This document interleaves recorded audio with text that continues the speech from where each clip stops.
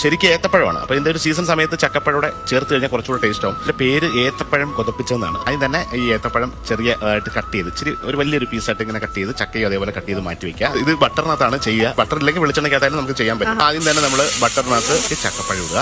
ചക്കപ്പഴം just ഒന്ന് വഴറ്റിയെടുത്തു. അതിന്റെ ഒരു കളർ ഒന്ന് മാറുന്ന സമയത്ത് അത് സൈഡിലേക്ക് മാറ്റി വെച്ചിട്ട് വീണ്ടും ഏത്തപ്പഴം ഇടുക. അത് രണ്ടും കൂടെ ഒരു 2 മിനിറ്റ്സ് വീണ്ടും ഒന്ന് നന്നായിട്ടൊന്ന് ബട്ടറിനകത്ത് വഴറ്റിയെടുത്ത് സൈഡിലേക്ക് മാറ്റി വീണ്ടും ഒരല്പം ബട്ടറിനകത്ത് ഈ പഞ്ചസാര, ഇതൊക്കെ ഒരു ഷെഫിന്റെ രീതിയിൽ നമ്മൾ ഇച്ചിരി ഡെവലപ്പ് ചെയ്താണ്. ഇതൊന്നും സാധാരണ വീടുകളിൽ ഇങ്ങനെ ചെയ്യത്തില്ല. കയറ്റി എടുത്തിട്ട് പാലൊഴിച്ച് സ്റ്റൂ ഉണ്ടാക്കുന്ന പോലെയാണ്. ഷുഗർ നല്ലപോലെ ഒന്ന് മെൽറ്റായിട്ട് വരുന്നുണ്ട്. മെൽറ്റായിട്ട് ഇതിനകത്ത് കാരമലൈസ് ചെയ്ത് നന്നായിട്ട് റെഡിയാക്കി എടുക്കുകയാണ്. അടുത്ത ഒരു സ്മെല്ല് വരുന്നില്ലേ, ലേശം ഏലക്ക പൊടി കൂടി ബട്ടറിനകത്ത് ഇടുകയാണ്.